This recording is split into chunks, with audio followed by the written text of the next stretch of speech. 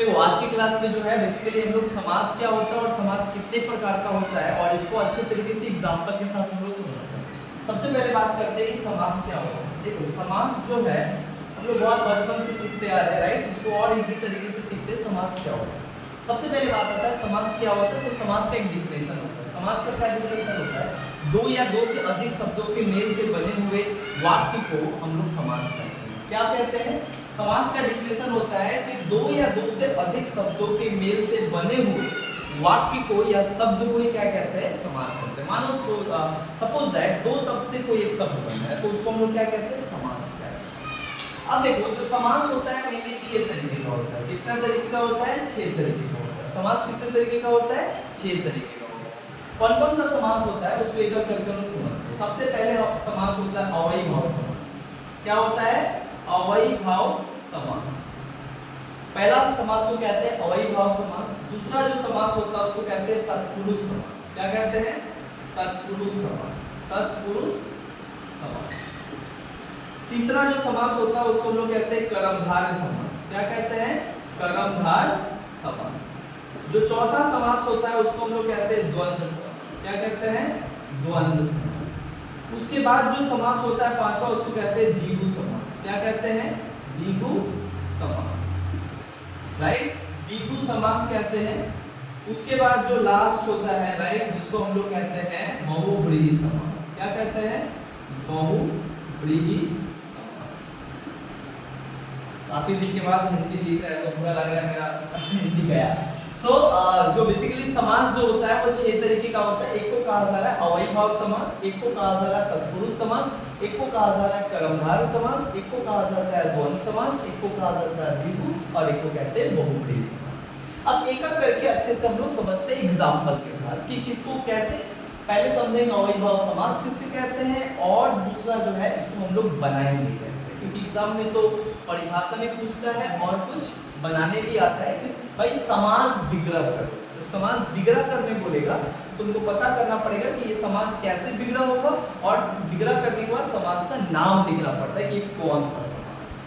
तो सबसे पहले समझते हैं अव्ययीभाव समास क्या होता है। देखो अव्ययीभाव समास उस समास को कहते हैं, अव्ययीभाव समास उस समास को कहते हैं जिसका प्रथम पद जो है, जिसका प्रथम पद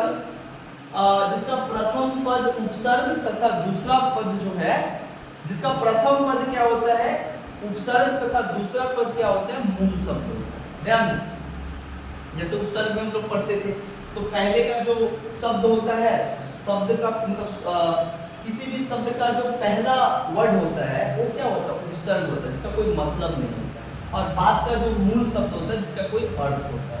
तो ऐसा ही अगर कोई चीज निकलता है तो उसको हम लोग क्या करते हैं, अव्ययीभाव समास कहते हैं। जैसे इसका एक एग्जांपल दे रहे हैं तुमको, अधमरा। क्या है, अधमरा, तुमको पता है अधमरा, राइट। या एक सबसे अच्छा यहाँ पे क्या होगा एग्जांपल, आजन्म। क्या होगा, आजन्म। तुमको पता है आ का कोई मतलब नहीं होता है बट जन्म का मतलब होता है बर्थ, है ना। तो आजन्म का मतलब होता है ये आ हो गया प्लस और क्या हो गया, जन्म। तो क्या बोले, जिसका पहला शब्द का कोई वैल्यू नहीं होता है बट उसके बाद वाला शब्द का मूल अर्थ निकलता है या कोई अर्थ निकलता है, तो वैसे समास को हम लोग क्या करते हैं, अव्ययीभाव समास कहते हैं। अव्ययीभाव समास उस समास को कहते हैं जिसका पहला पद उपसर्ग तथा दूसरा पद मूल शब्द जिसका कोई अर्थ निकलता हो, वैसे ही मतलब शब्द को जो है हम लोग अव्ययीभाव समास के अंतर्गत रखा जाता है। जैसे आजन्म, नहीं बोलते आजन्म का मतलब क्या होता है और इसको हम लोग क्या लिखेंगे, आजन्म बनाएंगे तो क्या लिखेंगे, आजन्म मतलब जन्म से ही। क्या होता है, जन्म से ही, मतलब जन्म से ही वो है, बोलते नहीं, वो आजन्म से ही जो है बहरा है, मतलब वो जन्म से ही बहरा है। आजन्म समझ में आ रहा है। तो इसको हम लोग कहते हैं बेसिकली तुम्हारा अव्ययीभाव समास, है ना। उसके बाद हम लोग जब सॉल्व करेंगे तो और एग्जांपल से हम लोग समझेंगे। तो अव्ययीभाव समास समझ में आया क्या होता है। अव्ययीभाव समास उस समास को कहते हैं जिसका पहला पद उपसर्ग तथा दूसरा पद मूल शब्द हो, राइट, और दोनों मिलकर कोई एक शब्द का निर्माण करता हो। देखो आ अलग कर देंगे तो आ का कोई मतलब नहीं होता है बट, और जन्म का एक मतलब होता है बट दोनों को जोड़ देंगे तब बनता आजन्म, तब जाके एक शब्द बनता। यस, जन्म से। क्लियर हुआ ना। इसी तरीके से जो अव्ययीभाव समास एग्जाम में सबसे कम आता है, है ना। अवयवी भाव समास देखते ही तुमको समझ में आ जाएगा कि ये अवयवी भाव समास है ना। अब आता है तत्पुरुष समास। तत्पुरुष समास सबसे ज्यादा एग्जाम में पूछा जाता है।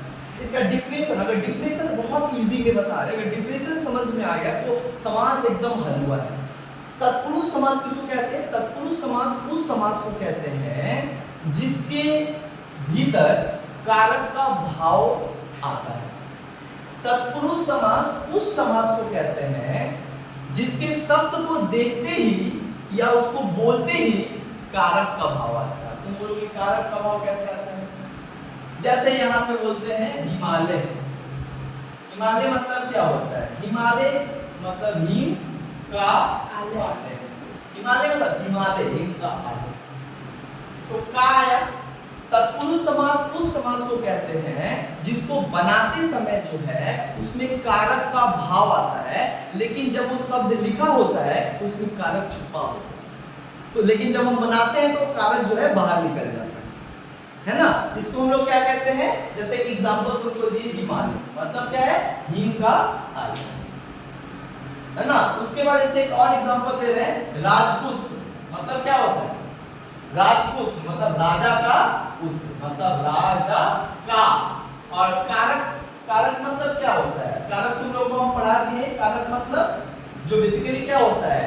कर्ता ने का के की में पर हे अरे, और उसके बाद के लिए में से, ये सारा जो वर्ड है इसको हम लोग कारक कहते हैं। कारक हम लोग तुमको पढ़ा दिए जैसे कि का, के, की, से, में, पर, के, लिए, हे और अरे। अगर ये सब क्या होता है, एक शब्द को देखते ही उसमें ये सब क्या होता है? उभर के सामने आता है, या ये सब उस शब्द को पढ़ने के बाद उसमें से निकलता है, तो वो कौन सा कारक, वो कौन सा समास कहलाता है? तत्पुरुष समास, है ना। तत्पुरुष समास कुछ भी यूज कर सकते हैं ना। हाँ, मतलब ये सब ऑटोमेटिक उभर के आएगा। जैसे हम एक और एग्जांपल तुम लोग को दे रहे हैं, हिमालय दिए, राजपुत्र दिए, और क्या एग्जांपल आएगा यहाँ पे? एक यहाँ पे एग्जांपल आएगा, हम लोग बोलते हैं धरती पुत्र। क्या बोलते हैं? धरती पुत्र। धरती पुत्र का मतलब क्या होता है? धरती का, धरती पुत्र मतलब इससे निकल रहा है कि धरती का पुत्र, है ना। धरती का पुत्र का क्या है? कारक का पार्ट है। अरे मतलब सबसे पहले समास जानने के लिए कारक समझना पड़ेगा। कारक जो कर्ता ने, करण को, करण से, जो कारक चिन्ह है इसको कहते हैं कारक चिन्ह। तो जब भी तत्पुरुष बनाएंगे तो सब देखते ही उसमें कारक चिन्ह छुपा होता है, लेकिन जब हम लोग पढ़ेंगे तो ऑटोमेटिक क्या होता है? कोई निकल जाता है। तो जैसे ही वो, और तत्पुरुष समझ में क्या होगा? बीच में कोई ना कोई कारक लगेगा ही लगेगा, है ना। तो तत्पुरुष समास सबसे इजी है। तत्पुरुष समास जैसे तुम एक दो एग्जांपल देते हैं तत्पुरुष समास का। जैसे कि एक एग्जांपल यहाँ पे तत्पुरुष समास का है कि एक मिनट, जैसे यहाँ पे एक है रस भरा। रस से भरा। हाँ देखिए, बता दिए ना, गुड। देखो ये क्या है? यहाँ से रस भरा मतलब क्या है? रस से भरा। देखो यहाँ पे देखने से दिखाई दे रहा है नहीं, लेकिन बनाते टाइम क्या आ रहा है? से आ रहा है। रस से भरा कौन सा समास? तत्पुरुष समास। उसके बाद एक और एग्जांपल, एक और एग्जांपल यहाँ पे क्या है? एक और एग्जांपल है रसोई घर। क्या है? रसोई का घर। क्या होगा बोलो तो? रसोई का घर। Very good. रसोई घर मतलब रसोई का घर या रसोई के लिए घर। अब के लिए और का दोनों किसमें आता है? कारक में आता है ना। तो हम क्या बताएं? तत्पुरुष समास उस समास को कहते हैं जिसको बनाते समय जो है कारक लगता है या कारक चिन्ह लगता है, बट वो दिखाई नहीं देता शब्द, है ना। तो वैसे ही जो है शब्द को हम लोग कहते हैं। जैसे एक और बता रहे हैं तुमको, जिसको हम लोग कहते हैं देशभक्ति या देशभक्त। मतलब क्या? देश का भक्त, देशभक्त। क्या बोलते हैं? देश का भक्त। तो ये सारा चीज क्या है? तत्पुरुष समास का एग्जांपल है। मतलब तत्पुरुष समास बनाते समय वहां पे कारक चिन्ह का प्रयोग होता है, राइट। और कारक चिन्ह कैसे समझेंगे कि यहाँ पे कारक चिन्ह लेंगे? उस शब्द को ही देख के तुमको मन में आ जाएगा कि अरे इसमें तो कार, जैसे रस, यहाँ पे रस भरा, रस से भरा। देश, देशभक्त, देश का भक्त। समझ में आ रहा है ना। तो अब आगे चलते हैं, समझ में आया? अब ध्यान दो, कर्मधारय समास। कर्मधारय समास किसको कहते हैं? कर्मधारय समास ध्यान से समझना। कर्मधारय समास उस समास को कहते हैं जिसका पहला पद, मतलब पहला सेंटेंस का पहला पद, समझ में आ रहा है? कर्मधारय समास उस समास को कहते हैं जिसका पहला पद, मतलब उसका पहला जो डिजिट है, पहला जो शब्द है, दूसरे पद की विशेषता बताता है। जैसे महापुरुष, पहला पद क्या है? महा। कर्मधारय क्या बोल रहा है? कर्मधारय समास उस समास को कहते हैं जिसका पहला पद दूसरे पद की विशेषता बतला रहा है। पुरुष, भाई पुरुष तो सबे होता है, बट बोला महापुरुष, मतलब वो पुरुष महान है, मतलब क्या है? ये विशेषता बतला रहा है ना। तो जो किसी का पहला पद अगर किसी का विशेषता बतलाता है, मतलब वो कर्मधारय समास। कर्मधारय समास उस समास को कहते हैं जिसका पहला पद दूसरे पद की विशेषता बतलाता है। पुरुष तो बोल ही रहा है, सब तो पुरुष होता है, लेकिन बोल रहा है यहाँ पे पहला वर्ड क्या बोला? महान, मतलब महान का क्या मतलब? वो पुरुष केवल आम पुरुष नहीं है, महान पुरुष है, राइट? जैसे राजा राममोहन को कहा जाता है कि महान पुरुष थे। तो यहाँ पे महापुरुष मतलब, अब इसको बनाते टाइम कैसे करेंगे? कर्मधारय समास, मतलब कर्मधारय समास तो समझ गए, लेकिन कर्मधारय समास को बनाते टाइम हम लोग कैसे उसको विग्रह करेंगे? तो इसको विग्रह करेंगे, देखो कर्मधारय लिख लेना कि कर्मधारय समास उस समास को कहते हैं जिसका पहला पद जो है वो दूसरे पद की विशेषता बतलाता है, तथा इसे बनाते समय, मतलब समास विग्रह करते समय, है ना, समास विग्रह करते समय जो का प्रयोग होता है। किसका प्रयोग होता है? जो का प्रयोग होता है ना। अब जैसे महापुरुष मतलब महान है जो पुरुष, समझ में आया? महान है जो पुरुष, समझ में आया? देखो क्या लगा? जो, तो जो हर जगह लगेगा, कर्मधारय समास में हर जगह लगेगा। दूसरा एक और तुमको बोलते हैं महापुरुष, तो तुमको समझ में कैसे? पहला पद दूसरे पद की विशेषता में बताएगा। तो यहाँ पे क्या पहला पद है? महा। महा मतलब महान। अब पुरुष, तो ये पुरुष का ये विशेषता बतला रहा है पहला पद, समझ गए? जैसे एक और एग्जांपल देते हैं ताकि और अच्छे से समझ में आए तुम लोग को, राइट? तो एक एग्जांपल यहाँ पे क्या है? जैसे यहाँ पे है नीलकमल। क्या है? नील कमल। पहला पद क्या है? नील है, मतलब बता रहे हैं कमल। अरे कमल तो सबे होता है, लेकिन ये बता रहा है, विशेषता बता रहा है कि कमल है लेकिन वो नील है, मतलब नीला कमल है। तो यहाँ पे क्या होगा? नील कमल का मतलब क्या है? नील कमल मतलब नीला है जो कमल। क्या होगा? नीला। अच्छा जो लग गया, हम बताए ना हमेशा जो लगेगा। नीला है जो कमल, हो गया। राजा का पुत्र भी हो सकता है। हाँ, राजा का जो मतलब राजा का है जो पुत्र, ऐसे होगा, लेकिन वहां पे भी तो कार है, राजपूत एक्चुअली तत्पुरुष में बनेगा पहले जो है। अच्छा उसका एक और एग्जांपल महात्मा। महात्मा, ये जो महात्मा हम लोग लिखते हैं महात्मा, तो महात्मा क्या है? महात्मा, गांधी जी को कहा जाता है महात्मा गांधी। तो महात्मा, तो महा और आ रहा है ना आत्मा, मतलब क्या बोल रहे हैं यहाँ पे? बता रहे महात्मा, भाई महान है जो आत्मा है ना, वो व्यक्ति महान है, उसका आत्मा। तो यहाँ पे क्या होगा? महा मतलब महान है जो आत्मा। क्लियर हुआ? समझ में आया? सो ये ऐसे हम लोग कर्मधारय समास बनेगा। कर्मधारय समास जब विग्रह करेंगे तो उसमें जो का प्रयोग होता है बीच में। क्लियर हुआ? चलो आगे समझते हैं। कर्मधारय समास हो गया मेरा। अब समझते हैं द्वंद्व समास। द्वंद्व समास को कहते हैं सबसे इजी है, सबसे।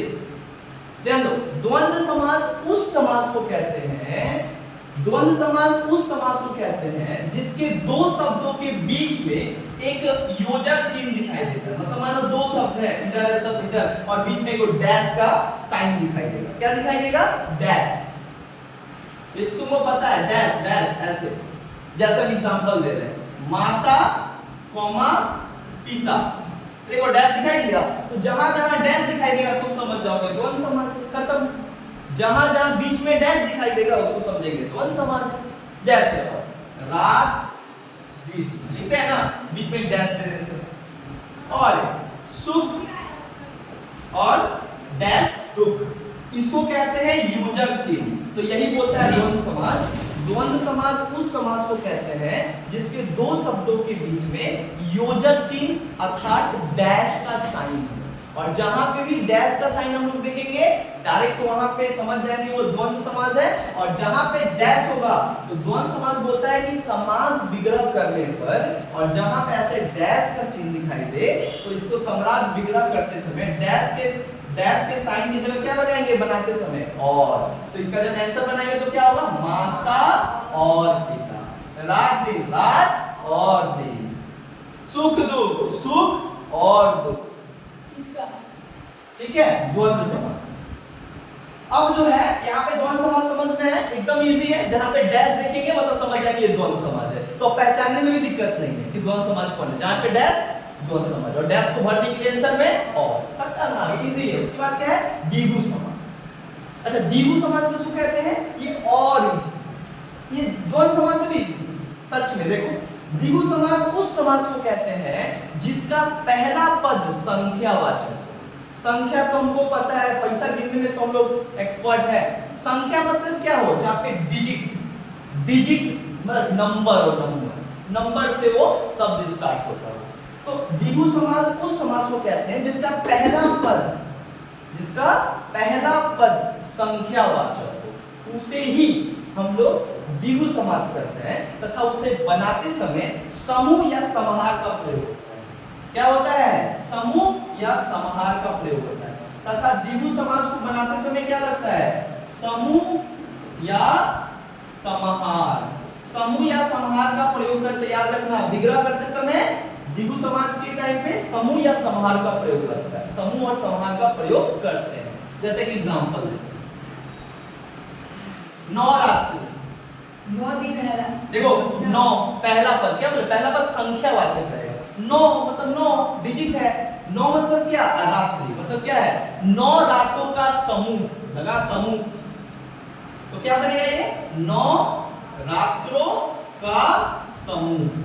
जैसे एक और एग्जांपल, तिरंगा। तीन को रंग है। तिरंगा क्या बता रहा है, 3 रंग, मतलब ये भी डिजिट है तो क्या करेंगे, 3 रंग, तिरंगा, 3 रंगों का समूह या समाहार। या समूह का इस्तेमाल करेंगे या समाहार का इस्तेमाल, हाँ दोनों में से एक। उसके बाद एक और एग्जांपल देते हैं तुम लोग के लिए। जैसे हम लोग बोलते हैं त्रिभुज, मतलब 3, तो क्या होगा, 3 भुजाओं का समूह। बना लोगे, इजी है एकदम। हाँ, तो द्विगु समास समझ में आया बाबू। आगे अब समझते हैं बहुब्रीहि समास। ये और इजी है, इंसान को सबसे ज्यादा टफ लगता है यही, बट तुम लोग ये सबसे इजी है। क्यों इजी है, देखो ध्यान दो। डिफिनेशन जो समझ लिया समास में, उसके लिए एकदम पानी समझ में आया। यही सब जॉब में आता है, 11, 10 बेसिस पे, 12 बेसिस पे हिंदी में समझ में। और हिंदी ये तुमसे पीछा नहीं छोड़ेगा, ये समास क्लास 12 तक दोहराएगा तुमको, ठीक है। तो अभी सीख लो, इजी एकदम। बहुब्रीहि समास, देखो बहुब्रीहि समास किसको कहते हैं, इसका डिफिनेशन समझो। बहुब्रीहि समास उस समास को कहते हैं जिसका दोनों ही पद प्रधान होता है। क्या बोले, बहुब्रीहि समास उस समास को कहते हैं जिसका दोनों ही पद क्या होता है, प्रधान होता है। प्रधान मतलब इंपॉर्टेंट होता है, दोनों ही मूल होता है। मतलब अभी तो हम बोले थे एक पद, बट अब दोनों पद ही क्या होता है, प्रधान होता है। तथा इसे बनाते समय जिसका और अर्थार्थ का प्रयोग होता है। क्या होता है, जिसका और अर्थार्थ का प्रयोग होता है। याद रखना, जिसका भी होता है अर्थार्थ भी होता है, दोनों होता है। अच्छा, और इसी हम इसको क्या कर दे रहे हैं, बहुब्रीहि समाज में मेनली क्या होता है, बेसिकली तुमको देवी देवता के बारे में ही बात किया जाता है। देवी देवता का उपनाम आता है, देवी देवता का उपनाम। जैसे हम एक एग्जांपल दे रहे हैं, तुम बोलोगे देवी देवता का उपनाम, बस इसमें देवी देवता का ही नाम आएगा, देवी देवता का ही नाम आएगा, भगवान का ही नाम आएगा। अब तुम बोलोगे कैसे, बोले नीलकंठ,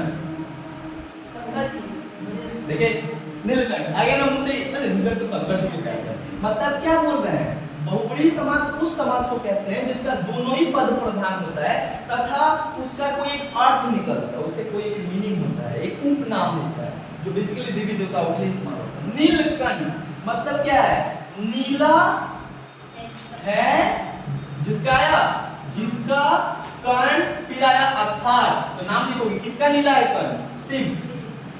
क्या हो गया? शिव। तो नीला है जिसका कर्ण अर्थात शिव। समझ आया? क्लियर हुआ? एक और एग्जांपल दे रहे हैं, लंबोदर। क्या बोला गया है? लंबोदर। किसको बोलते हैं? गणेश जी। गणेश। समझ ना, भगवान देवी देवता का ही नाम है, तो इसको देख के नहीं पहचान, लंबोदर मतलब बहुब्रीही समास है, पर कैसे बनेंगे? लंबोदर मतलब लंबा है जिसका उदर अर्थात गणेश। पीतांबर, और एक एग्जांपल क्या है?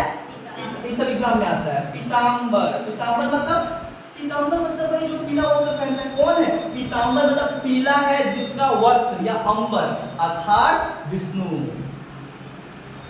अर्थात विष्णु। तो समझ में आया यहाँ पे? फटाफट हम लोग समझ में अव्ययीभाव समास किसको कहते हैं? तत्पुरुष। तो एक बार हम रिवीजन करवा दे रहे हैं। अव्ययीभाव समास जहाँ पे पहला पद क्या होता हो, जिसका पहला उपसर्ग हो और दूसरा क्या? मूल शब्द। मतलब पहला पद का कोई वैल्यू नहीं है, लेकिन दूसरा शब्द का कोई मतलब निकलता है, उसी को अव्ययीभाव समास कहते हैं। देन तत्पुरुष समास किसको कहते हैं? जहाँ पे कारक का इस्तेमाल होता है ना, वो लिखा नहीं होता कारक, लेकिन पढ़ते टाइम कारक आ जाता है। अर्थात कर्मधार किसको कहते हैं? कर्मधार उस समास को कहते हैं जिसका पहला पद दूसरे पद की विशेषता बतलाता है। मतलब पहला पद ना दूसरे पद की विशेषता बतला रहा है। हाँ, जैसे कि हम लोग बोलते हैं ना, वो इंसान है, इंसान तो सब है, वो अच्छा इंसान है, मतलब अच्छा इंसान को बता रहे कि इंसान भाई अच्छा है। जैसे यहाँ पे महापुरुष बताए हम, भाई महान है जो पुरुष, मतलब महापुरुष मतलब पुरुष महान है ना, मतलब विशेषता बताते हैं। जहाँ पे विशेषता बताता है पहला पद दूसरे पद का, उसको हम लोग कर्मधार मानते हैं। द्वंद्व समास जहाँ पे डैश देख लेंगे उसको ये मार देंगे। द्वंद्व समास अर्थ को बनाते समय और का इस्तेमाल करता है। द्विगु समास जहाँ पे संख्या से स्टार्ट होता है, डिजिट से, त्रिभुज हो, त्रिकोण हो, चतुर्भुज हो, है ना, दो तरफा हो, दोपहर हो, सब जहाँ पे डिजिट है उसको बनाते टाइम हम लोग क्या करेंगे? इस्तेमाल समूह या समाहार। और बहुब्रीही समास तो पता है कि जहाँ पे देवी देवताओं का उपनाम ही आता है बेसिकली, और इसे बनाते समय जिसका और अर्थात का प्रयोग किया जाता है, और जिसका उपनाम है उसका नाम वहां पे डाल दिया जाता है। यही क्या है हम लोग का समास है ना। तो समास समझ में आया, राइट? नेक्स्ट क्लास हम लोग कारक समझेंगे इसी तरीके से, आसान तरीके से, कि कैसे हम लोग कारक समझेंगे, क्योंकि कारक जानना काफी ज्यादा इंपॉर्टेंट है। धन्यवाद।